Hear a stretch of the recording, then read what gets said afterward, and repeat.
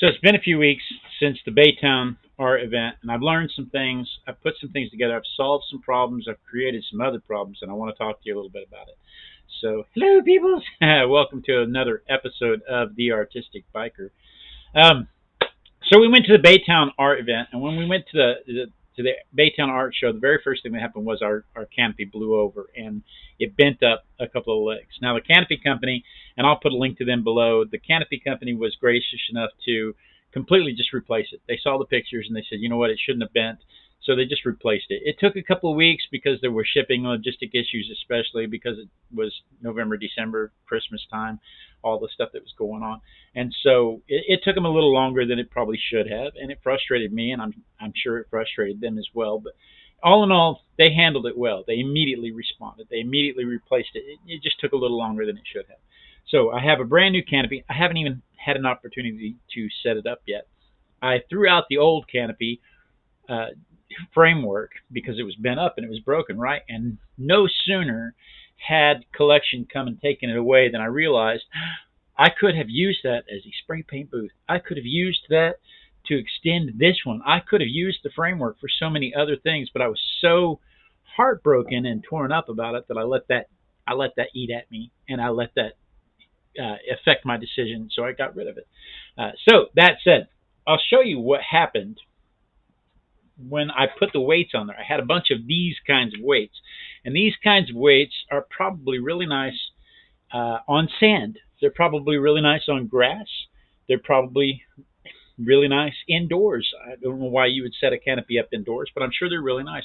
Anyway, I had a bunch of them, and I had them stacked. So there was 40 pounds on each leg, or there would have been 40 pounds on each leg. But as soon as the canopy started shaking, these things slid across, and they just slide. They just slid right off of the legs, and it caused the whole thing to go up in the air. So it caused me to rethink how I was going to weight my canopy down in the future. And so I started mixing concrete, and the little girl and I, girl two, she and I went out into the driveway and mixed concrete. When she found out exactly how hard work mixing concrete by hand is, we didn't have a machine. We just had a hand trowel and bags of concrete, and we manhandled it. But we ended up with this, where it's a 50-pound block of concrete with a U-boat stuck down in it, so we can anchor the canopy down to that. We've got 4 of them, so we can anchor the canopy down to that. And what I really thought I would do is I put the straps and the chains and everything down inside here and the clips, and then put the lid on there, and that way I can store all that together. So that solved one problem. But the other problem that we had was tables. I don't know if you noticed this or not, but I had 2 tables set up in the previous setup, and they just took up a lot of space. They were a little over 5 foot long, almost 3 foot wide. They took up a lot of floor. When you talk about your canopy is only 10 foot wide, 10 foot deep, it took up a lot of space for the tables. So I started thinking about ways that I could get stuff off the tables, and so I started thinking about ways to hang stuff on the racks that I was using. And I came across these on Amazon. Now, on the picture on Amazon, they looked a lot bigger. I thought they were going to be at least a half-inch deeper and at least 2 inches taller, because the picture showed them with hands around them. But I guess they were dwarf hands or maybe elf hands. I'm not real sure, but they were small hands, so the people were not very well endowed. That said, these are what I got, and I have 12 of them. And so I thought, well, I'll hang them from the rack. And it turns out you can only put about 2 books deep in them.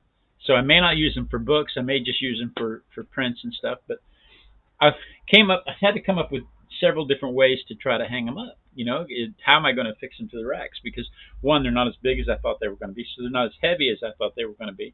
So at first I thought I would use the hooks like I do with the paintings right here, where I just put the hook on there and hang it up.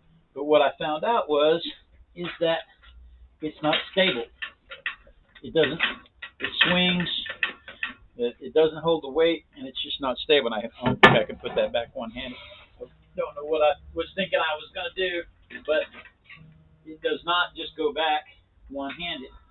And so I figured out that I had to have, if I was going to do this, then I had to have a bungee cord or something across there to prevent the books from falling out and to stabilize it. Well, that's just not going to work. That's too much effort, and it doesn't look very good. And so the next thing I did was I went with these little clasps. Oh, where'd my little clasps go? You think I'd have all this ready for you? I went with these little clasps like this, and these worked out well. Let me pull one out, a little 3/8" clasp.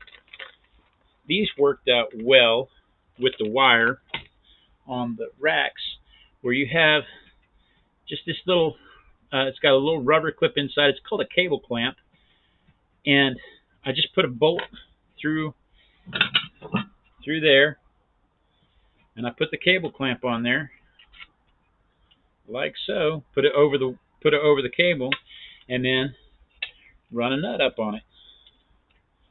But you can see this is labor intensive.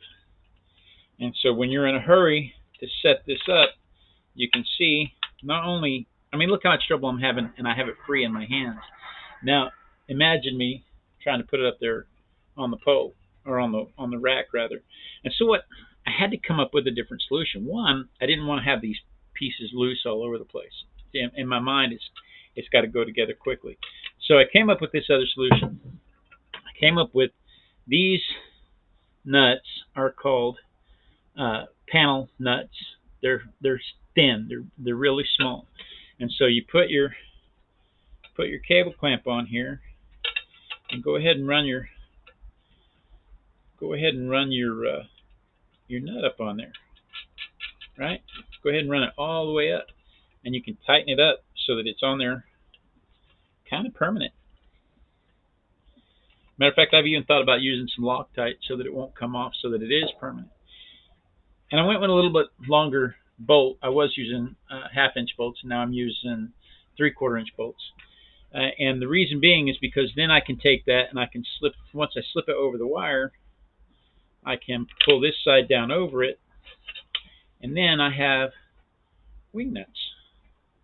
And wing nuts make it where it's not quite as labor intensive. It gives me something to hold on to, and it lets me tighten it down without any tools. And so that to me simplified the whole matter. And after a few times, this will be trained. So that's what I have in the middle here. On the top one is where I just had it bolted on. And you can see that works well, but it's loose because it's not tightened down without tools. On the middle one is the one where I was using the wing nuts, and you can see it's much more stable. It doesn't slide around. It doesn't bounce. It's a whole lot more stable. And so that worked out very well. I still feel like I need to have some kind of thing across there, because if you bump the wire, it can still fall. And so I still feel like I need to have a bungee across there. So I've ordered some real thin bungee cable, so that I can run across there, and I can just use that anyway. Because if the wind blows through, or somebody bumps it, or whatever, I don't want the stuff falling. So those are some of the lessons I've learned. Those are some of the things I've picked up on since the Baytown event. And then we went to the Houston area Doberman Rescue event, the HADR event. That's a horrible name for it, but we had a really good time. We met a lot of really nice people with some beautiful dogs. I painted this dog that we auctioned off. I donated that painting to them, and they auctioned it off. And it's interesting because they auctioned it off right at the price point that I would have sold it at. So that worked out well for them, and it worked out well for me. I picked up a couple of people that were interested in commissions, so we're still negotiating commissions on that. I didn't really expect to have anything resolved this quickly, because that happened December 10th, and then it's Christmas. So there's a gap there where people really don't want to spend money on anything but Christmas. So I didn't really expect to have anything resolved there, but one of the things that happened was I sketched a dog from a watercolor. I did a watercolor sketch while I was there, and I presented it to the lady, and it was intended just to be, I just intended to sketch it, and I just intended to give it to her, but she insisted on paying me. And I was really shocked that she paid me, and she was really shocked that I intended to give it to her, but she insisted on it. Anyway, she's going to commission a bigger painting out of it. It went back and forth. I probably should have donated the money to HADR, but I didn't because I needed to pay for the event. So it really it really worked out well for me.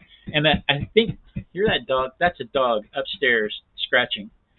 And it happens every time I try to record. I should edit it out, but you should just know that that's a dog up there scratching. Anyway, so uh, it kind of deals with my imposter syndrome, and I don't know if you've ever had to deal with imposter syndrome, but imposter syndrome is when people start appreciating your work. They start appreciating your efforts, and they start buying things from you, and they start giving you money, and they start paying attention to you, but you don't feel like you're good enough to deserve it.